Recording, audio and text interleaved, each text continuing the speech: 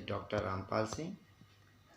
मैं आपको आज बीकॉम सेकेंड ईयर में विषय कॉस्ट अकाउंटिंग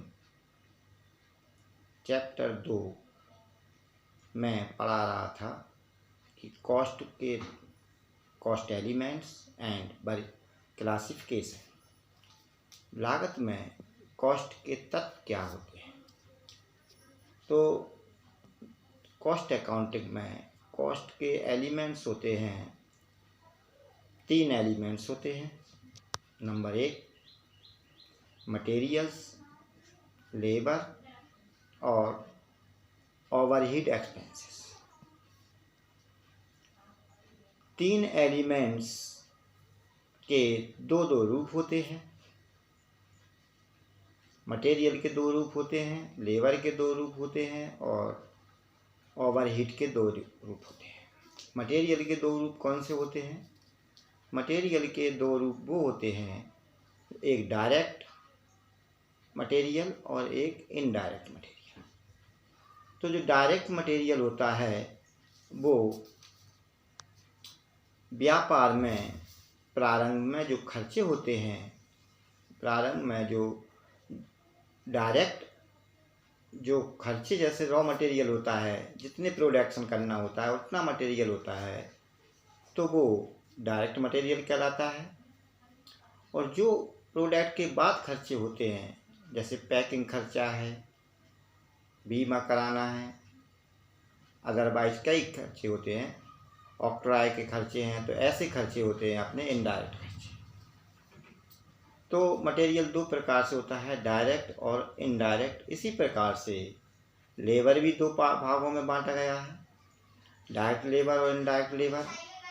जैसे किसी कारखाने या कंपनी में वर्करों को लगाया जाता है, तो जितने रॉ मटेरियल की प्रोडक्शन होना है, जितनी आर्टिकल बनाने हैं और जितनी मशीनें हैं, उतनी लेबर यदि हम कार पर लगाते हैं तो डायरेक्ट लेबर मानी जाएगी। और इसके बाद यदि कार से ज़्यादा हम लेबर लगाते हैं तो इनडायरेक्ट लेबर मानी जाएगी। इसी तरीके से तीसरा है ओवरहेड। ओवरहेड ही 2 प्रकार से होती है। ओवरहेड मीन्स ऊपरी व्यय। ऊपरी व्यय भी 2 प्रकार से होते हैं, डायरेक्ट और इनडायरेक्ट खर्चे। ऊपरी व्यय खर्चे मीन्स खर्चे, कुछ खर्चे डायरेक्ट होते हैं, कुछ खर्चे इनडायरेक्ट होते हैं।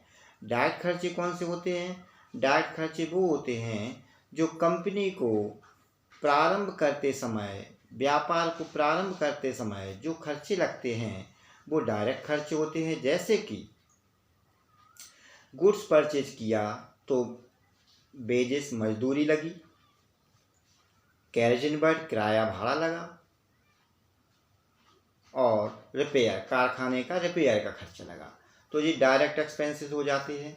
इसके बाद जो हमने बाद में खर्चे किए, प्रोडक्शन के बाद खर्चा किया, जैसे पैकिंग, वस्तु की पैकिंग की, आर्टिकल्स पैकिंग, तो पैकिंग में जो खर्चा लगा वो इनडायरेक्ट खर्चा है।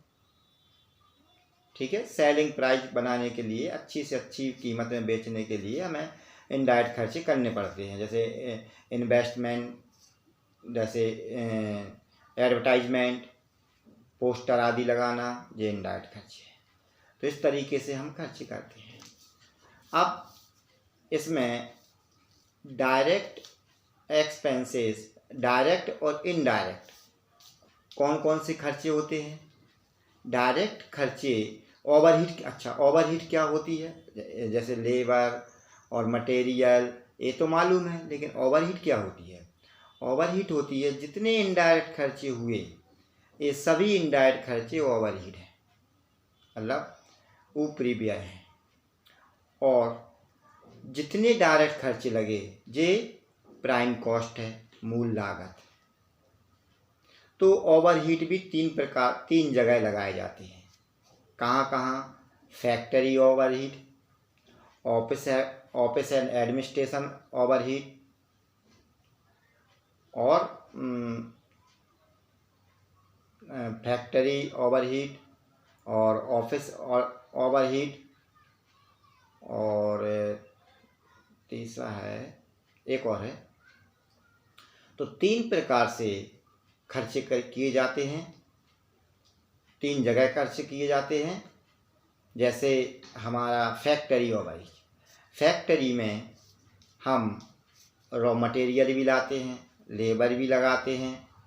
तो रॉ मटेरियल भी डायरेक्ट आती है और इनडायरेक्ट होती है। जो हमारे जितने का प्रोडक्ट्स बन गया, जितना प्रोडक्शन हो गया, उतना मटेरियल जितना खर्च हुआ वो डायरेक्ट मटेरियल हो जाएगा। जो मटेरियल हमारा बचा, वेस्टेड हो गया, वो इनडायरेक्ट मटेरियल हो जाएगा।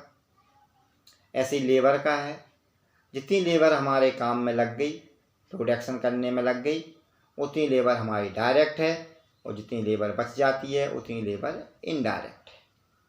इसी तरीके से ओवरहेड होता है। तो ओवरहेड जैसे फैक्ट्री में ये सब होता है, फैक्ट्री में ओवरहेड इन्वेस्ट होता है और इनडायरेक्ट खर्चे होते हैं। और होता है अपना ऑफिस, कार्यालय और प्रशासनिक खर्चे, एडमिनिस्ट्रेशन खर्चे।